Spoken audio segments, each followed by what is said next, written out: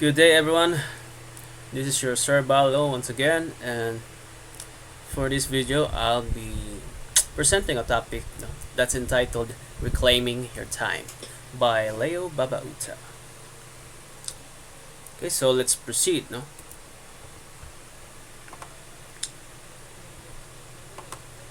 Now, there are 100 different things na gusto nating gawin sa ating buhay someday. That's anything from exercising to meditation, or yoga, or magsulat na libro or tula, or reading, or relaxing, or mag-practice ng mga skills, yung mga talento natin, for example, painting or dancing or singing, etc. But perhaps you never have the time, like most people.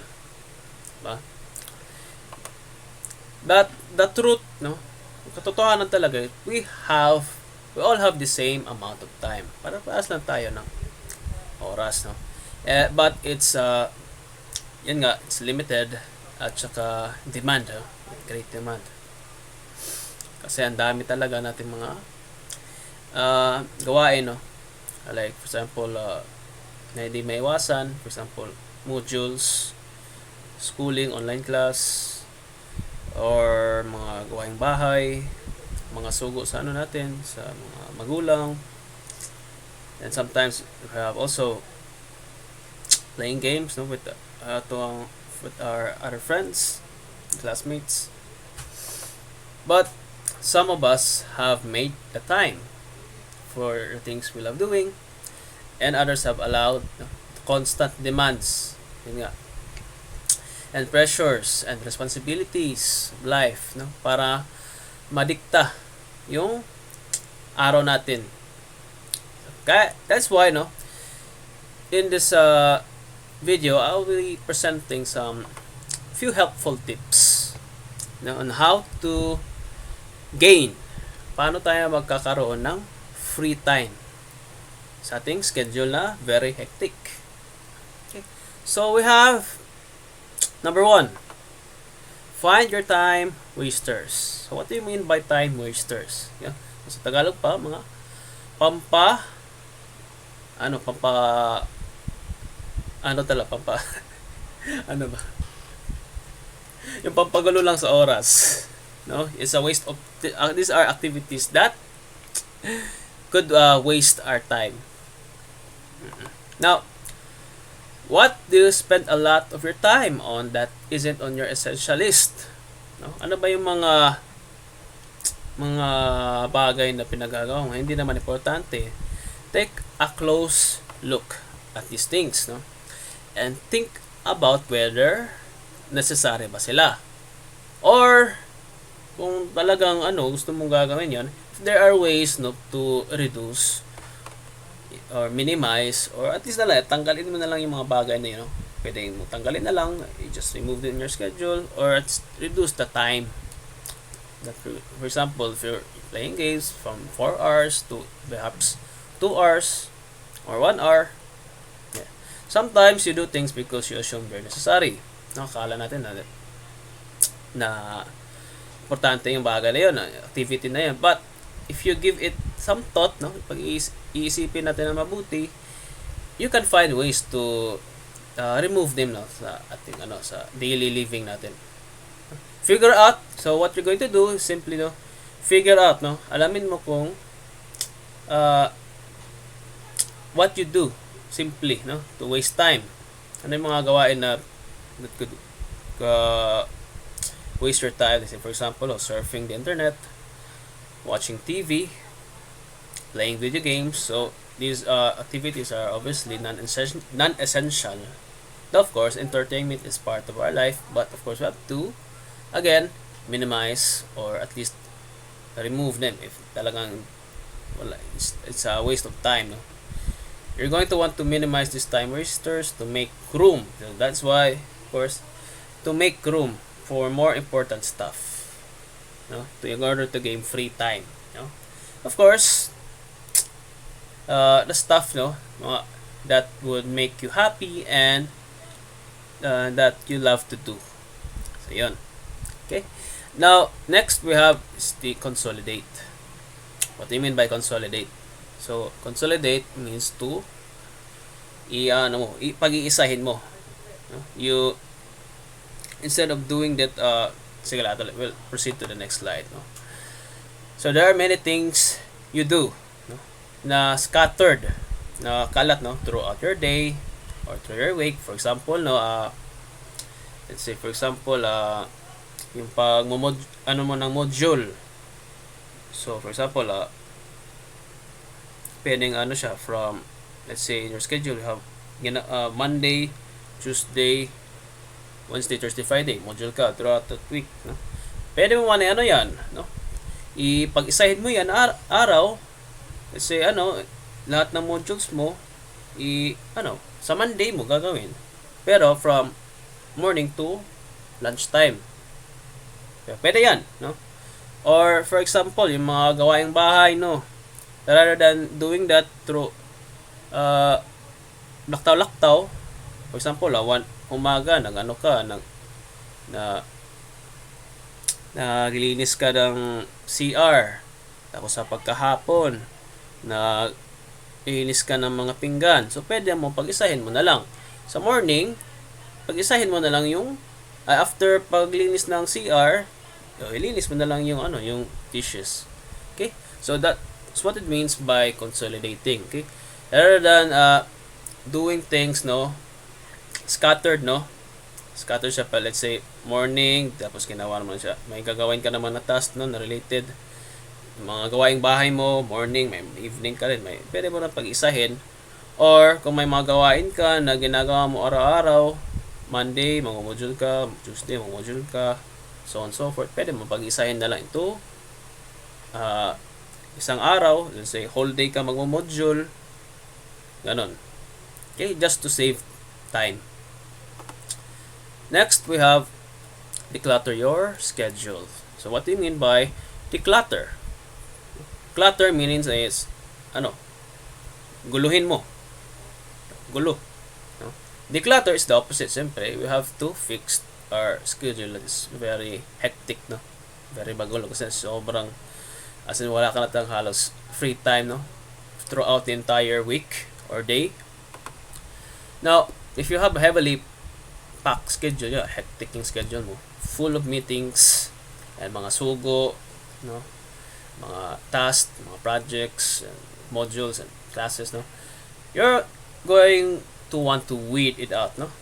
May mga bagay ka na na may mga gawain kang tatanggalin mo para hindi fully loaded yung schedule mo, no. So what you're going to do is hanapin mo yung mga gawain or mga activities mo na hindi essential, no, and just cancel them.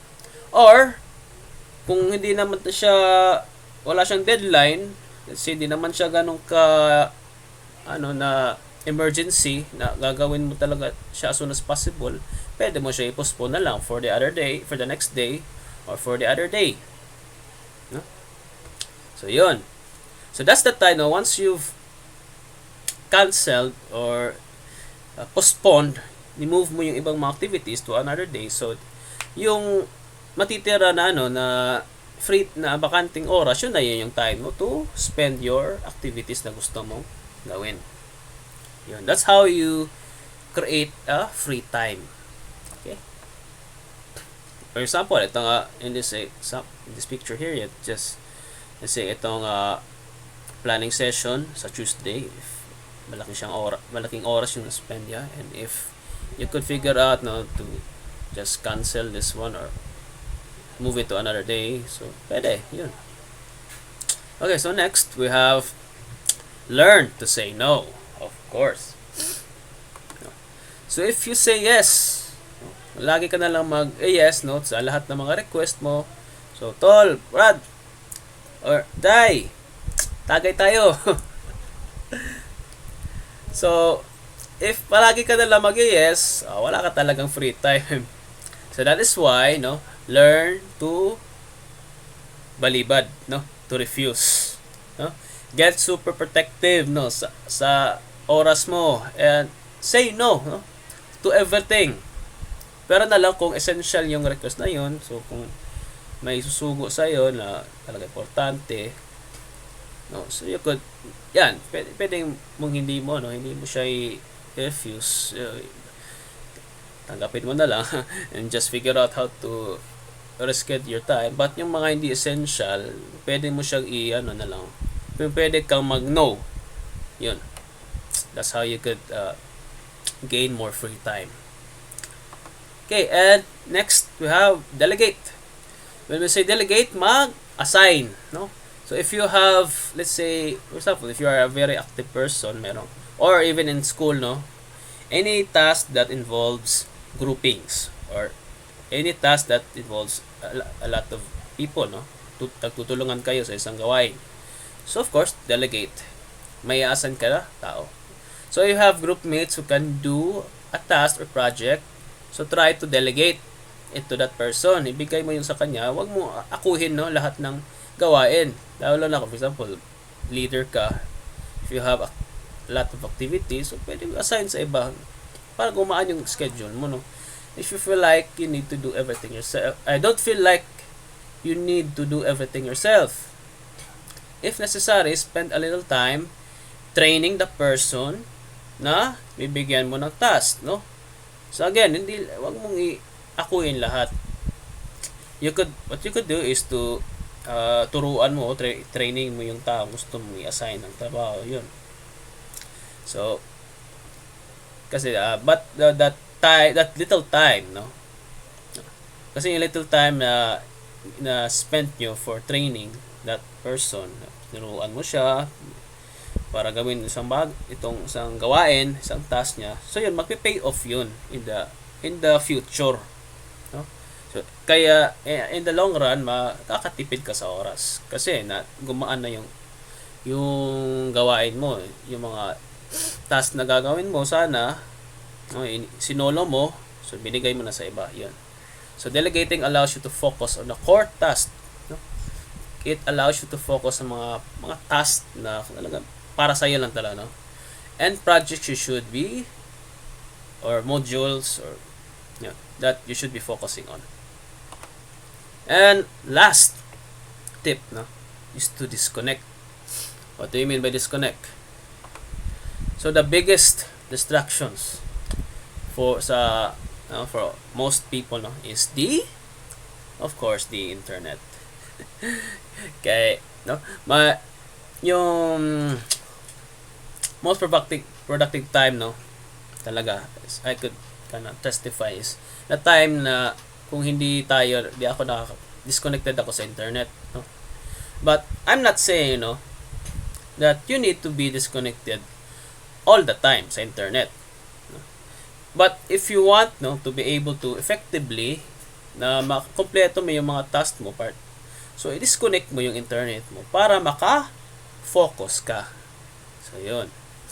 So yung gagawin mo, set certain times sa isang araw para mag-connect sa internet, and dyan na time na in-assign mo. For example, morning, 8 to 12 ka connected.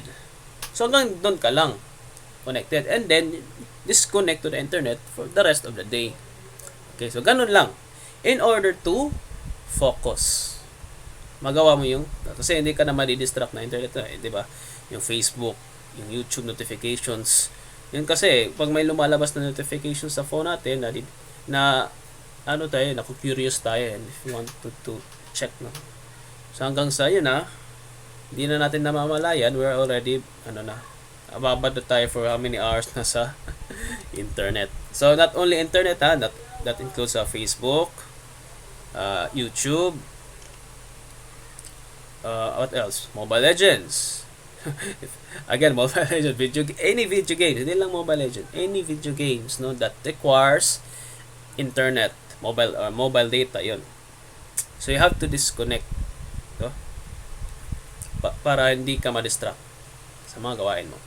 Okay, so that's all for some of the tips, no, that I would like to share, no, in how to gain free time, how to reclaim your time.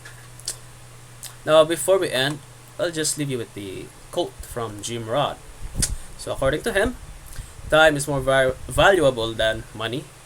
You can get more money, but you cannot get more time.